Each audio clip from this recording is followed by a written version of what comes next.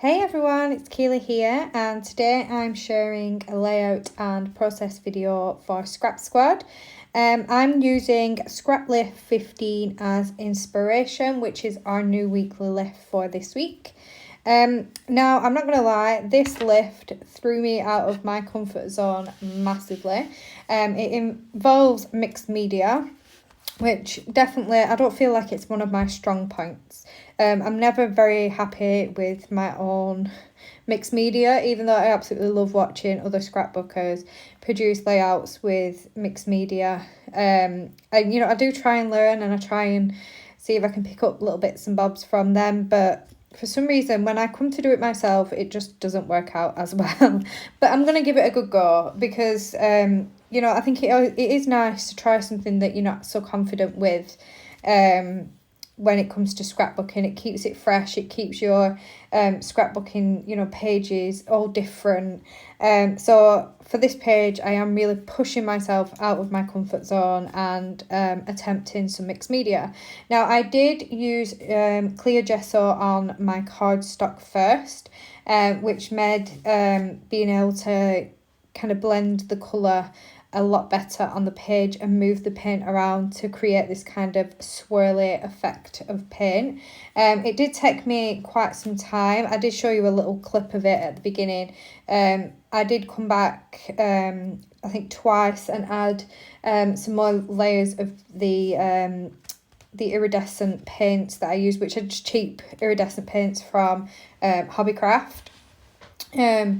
So I did add a couple of layers of paint on there. Now my paper did warp massively. I didn't use that much water, but I think the gesso makes kind of the cardstock warp anyway.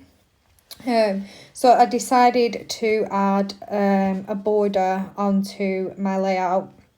Now, it's still kind of warped, so once I'd finished the page, I did put it underneath some storage boxes that I have in my craft room, which has flattened it out a lot. So, it has got flatter with being under some boxes, and I'm sure once it's in my albums, it'll flatten out as well.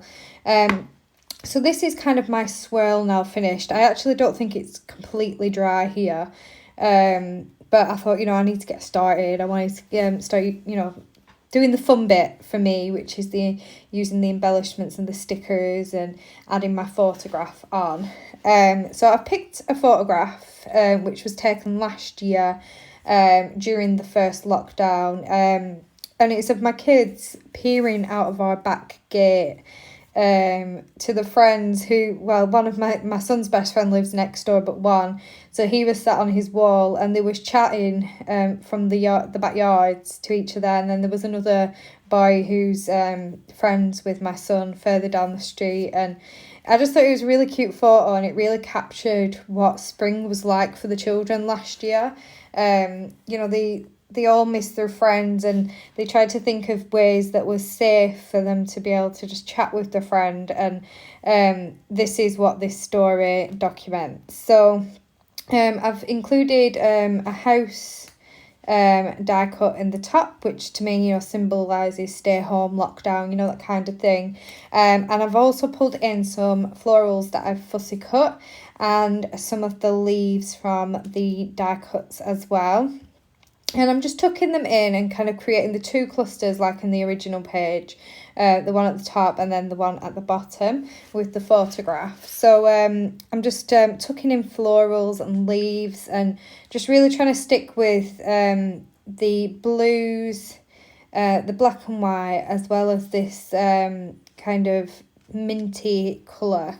I've added a little bird at the top as well, which is just cute, so it has to be on there, and it's in the right colours as well that I'm using. And I've got a little snail, which I'm not sure if I've pulled that in yet. I think I have.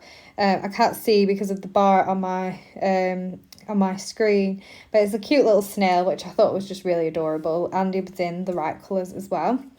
Now I'm having a look through some of my Bramble Fox hearts, and I found that I have one of those navy ones left. So I've added that just to the side of the tag, which I've tucked behind the photograph. I've also, I'm not sure I mentioned it at the beginning, but I have tucked behind the photo another die cut piece, which was a really large piece from the die cut pack. Now, to me, one of those size pieces I find extremely difficult to use on A4 pages.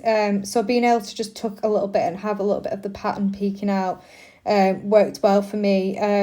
I mean, the quote on it was lovely, but like I said, it was just too big for me, and this was just a different way for me to be able to use it. So off camera, I stuck down all of my embellishments, so everything's now stuck down, and I'm just having a peek through the stickers to see if there's anything else that I want to bring in. Now, because I've added the title Hey Neighbour, which I honestly don't know when else I would have used that for a title, but because, like I said, they were peeking out the back gate, chatting to our neighbours, it worked so well.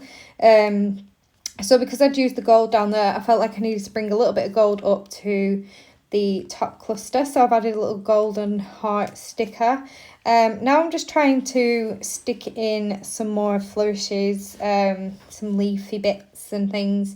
And I think I do find one sticker that I attach in the top cluster, and it's just a black and white flourish to put up there. And I do find a little gold key which I stick underneath the title.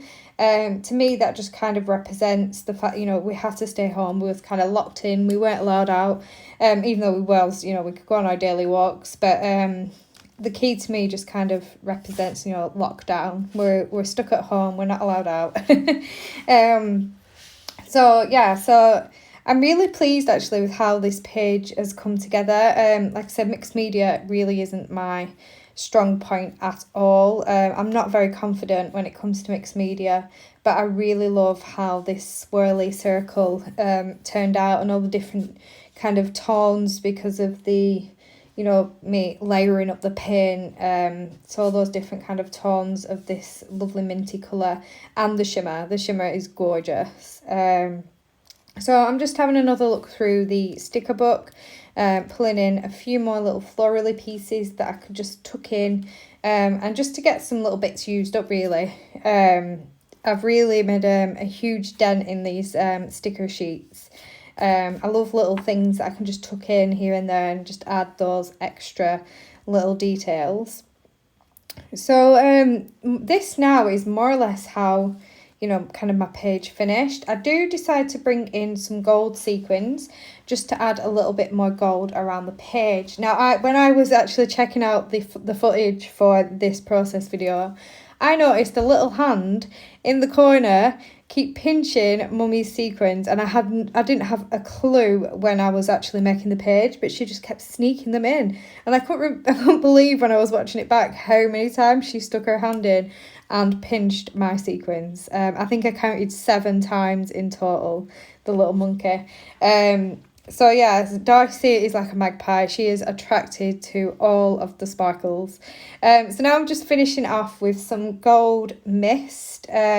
Again, just to add more sparkle and a slightly different tone on my mixed media as well. So if you're actually still focusing on what I'm doing and not what Darcy were doing in the corner like I did, you'll see that I just kind of went quite heavy with the mist and sprinkled it all over the clusters as well as on the diagonal as well. So here are my close-ups. Yeah, I'm so pleased I give the mixed media a go on this page, and I can't wait to see what everyone else creates with this Scraplift as well. So please do check out the Scrap Squad Facebook group. You'll be able to see lifts by the team as well as the members of the group as well. There's always tons of inspiration. Thank you for watching. Bye.